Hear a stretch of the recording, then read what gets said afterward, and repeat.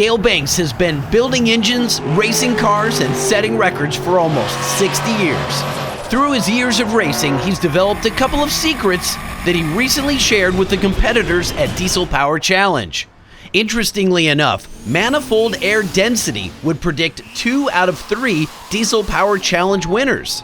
Here are a couple revealing conversations with competitors who are tuning their street trucks at the event. He dove into the numbers recorded with their iDash data monsters, revealing horsepower gains and losses they didn't know they had. Where are you guys out of? Where are you out of? Just Severance, Colorado, Fort Collins area, so just not an too hour far north north of here, Yeah. except for him. Yeah, Sam's from Ohio. Gotcha. Big difference up here. Yeah. Exactly. It's all about the air density. And if you live up here, you're giving away a lot. I mean, right now, you're at about 59 pounds of air per 1,000 cubic feet, about an 82% air density. I commonly, at 600 feet in LA, see 100, 102%. What does that all mean? What are we talking about here? Well, how big's your engine? 6.4 liter. 6.4. 390 cubic inch or whatever. And what's your peak RPM at the horsepower peak? 3,300-ish. Yeah. 3,300, Yeah, okay. just kind of had So you're not buzzing it beyond 3,300. Gotcha. Not far, no. So you've got 373 CFM. That's what the pistons are pumping. The cylinders are inhaling from the intake. If you can make every one of those cubic feet processed through the engine heavier, you can add more fuel. It's air-fuel ratio. If you don't have the air and you add the fuel, you blot out the sun and the EGT gets way out of hand. So you got to have the air if you're going to make the power. And the best way to measure it is pounds per 1,000 cubic feet. Or you can express it as a percent of a standard day. So just for grins, I use percent. If you look at the pounds, it's hard to relate to it. If you look at the percent, I want a higher percentage. That's good. The ambient density is 83%, but how did you get compressor inlet density? A handful of these guys have the pressure and temperature sensor right before the compressor, so we can actually look at the filter. In the duct? Yeah. Some of the guys. There's a huge opportunity for you right there. You're losing 12% of the ambient density before it even gets to the first compressor. Yeah, well now I don't know how big your filter is, and I don't know where it lives, but if it's under the hood and it's small, so here's the mother of God, that's some power. That's a ton. Yeah. Manifold air density, we're at a 524. 524, so let me read this again. What are both turbos combined doing? 433% gain in density. Before the intercooler. Correct. Tell me about your intercooler. spear coat. Okay, It's a 3.5 inch inlet and a 3 inch outlet, I believe. okay. Yeah, 3.5 inch. What's the inlet, pressure 3 inch drop outlet. across the intercooler? It's 1.22. So, Not bad. Yeah, pretty good. Not bad. Something's whack here. Yeah, I gotta check the sensors after. I Okay. think that was a nitrous order, but Yeah, at the end of the day, the beauty of this is we already found some horsepower. The air inlet. That was worth you climbing the stairs to get to this room. I'm telling you right now. But it's there in the data.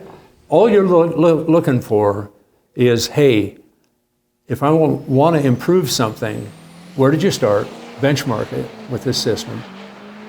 And where are you at afterwards? The basic thing here is temperature, pressure, and humidity come together, and we calculate and give you density either in pounds per 1,000. And all you got to do to know your actual air mass that the engine's processing is look at the manifold air density in pounds per 1,000 times 0.373, because that's your CFM, that's your percentage of that 1,000, and that's what you're processing. If you port cylinder heads, let's say, and you've got the same intake manifold density, but the power goes up, it's because you've got better cylinder density. If your intake manifold temperature is slightly above ambient, which was 80, I think, yep. you're looking pretty good. You could put a little more nitrous in it. Nitrous cools things down in the combustion process, but it raises cylinder pressure. And cylinder pressure is what kicks out head gaskets or hurts pistons physically. Doesn't burn them. So you want the lowest possible pressure, temperature going into the cylinder. If it were 50 degrees, that would be my goal. Get around 50. You get it too cold, and the diesel doesn't light off quite where you imagined it. I'd like to be part of you succeeding. So, if you're up for it, we're going to do this. Intercooler goes in between.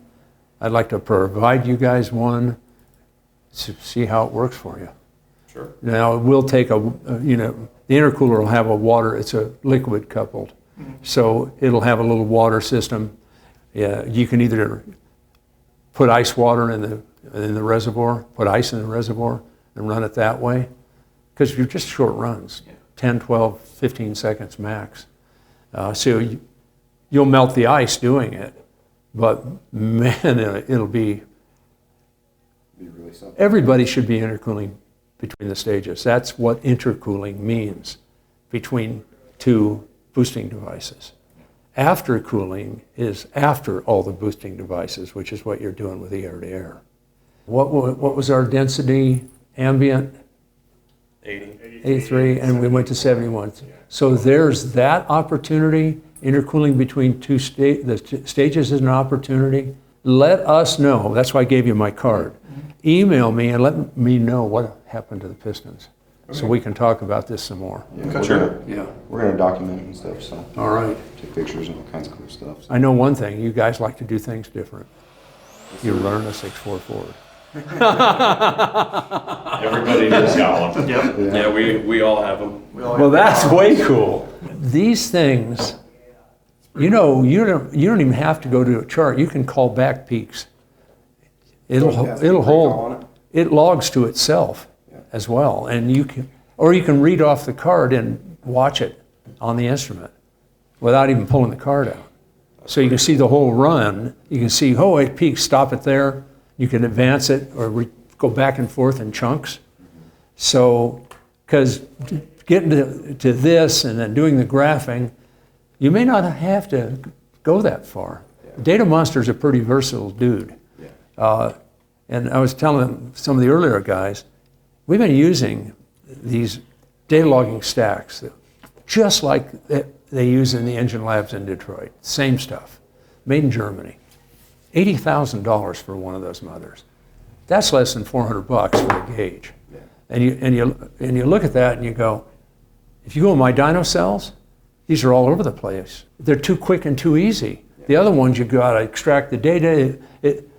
You can't read it easily. It's just Harder to set up. yeah. So a $400 deal replaces an $80,000 deal. What the hell is that? We should have done that a long time ago. Do you guys understand what I'm talking about with the density? Yep. Pounds of fuel, pounds of air. So how many pounds of air do you have? Percent's better, you're doing better. Percent's less, you're doing worse. So, pleasure talking with you. Thank you all for coming in here. Yeah, thank you. It was Yeah, a thank pleasure you. meeting you, All talking with you. Welcome. Thanks. Where are you out of? Northeast Georgia, And what's your altitude there, like 840, 830. Okay. Tell me about the truck. It's a 97 12 valve Dodge, obviously. It's Got got a HX40, HX60 compound. Oh, that sounds cool. It's got water meth just water before the top turbo. Mm-hmm. And then there's nitrous before the intercooler. Stock intercooler. How'd it do on the dyno? It only made 680 Mm-hmm. and 14. You made 3 runs and did Yeah. better each run. Yeah. So you were 5 something, then you were 6, low 6s, and And 680. yeah. I hit the nitrous sooner for longer. Uh-huh. And that's what. Oh, on that third run? Yeah. Worked? Yeah. Because the first 2, I didn't even feel the nitrous at all. And the third one, I still didn't feel it, but it made more power. Yes. I felt it on the drag strip, but on the dyno, I don't know what happened on the dyno. It just, Now, you said you were water injecting as well? Where are you putting that in? Right before the top turbo. It's going through the top turbo and then All right, and the nitrous again? right before the intercooler. Right before the intercooler, okay. So let's have a look at some numbers. Turbo delta. Okay, so the compressors The gain across the turbos. are adding 213% of standard D. Okay. It's nice to know what each one is doing, where you've got a compound. So second stage is 84%. Uh-huh. First stage is 134%. All right. Do you have turbine inlet pressure or turbine inlet temperature on either of the turbos? I have the turbine inlet pressure for the 40. Yeah. What's that look like? It was, at some points it was 2.5 to 1, and then higher PM it was almost 1 to 1. Okay, 2.5, 2.5 when you were accelerating. Yeah. All right. And then at the top end, Probably when it started dropping. power. 1 to 1 is nice to have. Yeah. Yeah. I 1 mean, to 1 at the highest, the peak Yeah. pressure. Yeah. Yeah. So Yeah. that wastegate was working pretty well. It was Yeah. evening out. You've got it. And then intercooler. Let's Pretty have hot. Yeah, EGTs were hot the whole Yeah, time. just shy of 2,000. Yeah. Okay. Well, a little more nitrous will settle that down. What's the pressure drop across the intercooler? So intercooler pressure loss is 5.35. Okay, it'd be nice if that was more like 1.5 pounds instead of almost 5.5 pounds of boost loss across there, because that's density loss right there. And temperature, what did it do for temperature drop? About 450 degrees. Oh, but you're running nitrous in, that's nitrous. So the intercooler inlet temperature or compressor discharge temperature is what? 618 in the quarter mile.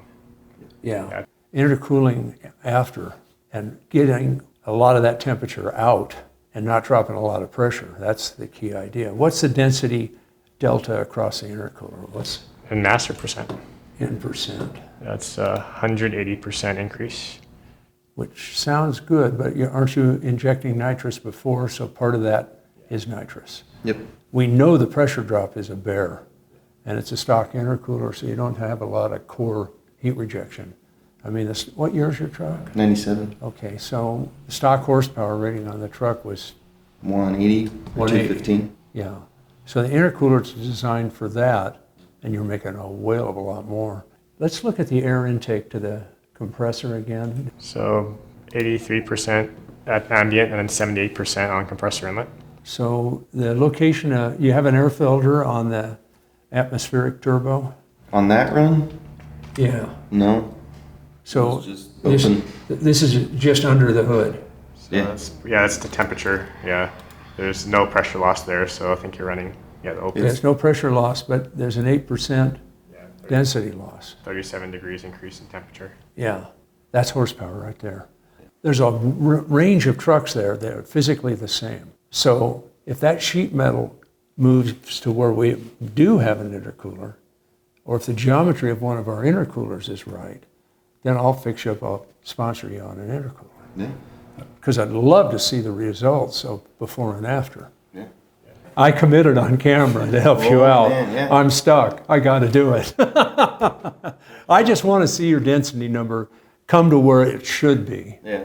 And, if you're going to be competing, fine. All I need is you to beta test this stuff and give me the numbers off the iDash. Yeah. And we're there, and we're home. I'm perfectly fine with that. Cool. Richard, welcome. Yes, sir. So tell me about your truck a little bit. So it's a 2006 Chevrolet. Yes. Running a 472 Borg in the Valley and a 491 over the top from Force Inductions. Got it. We occasionally see 5,200 RPMs in it, so we try to make sure. Where's it's your as much as horsepower possible. peak? Somewhere's around 43 to 44. Okay. It starts kind of fading off. So our shift point's at 4,000 to 4,200. It just doesn't always happen that So way. it's pulling hard to the shift. Correct. Horsepower to the stays shift. flat line all the way to about 42, I like 43. that. Yes, sir. I like that. So you're shifting at 4,200. Yes, sir. Let's use that as a number.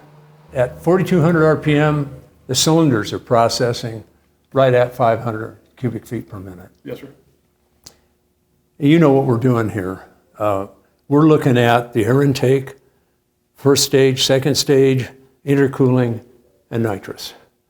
and we're trying to walk through the system and find where you're gaining density.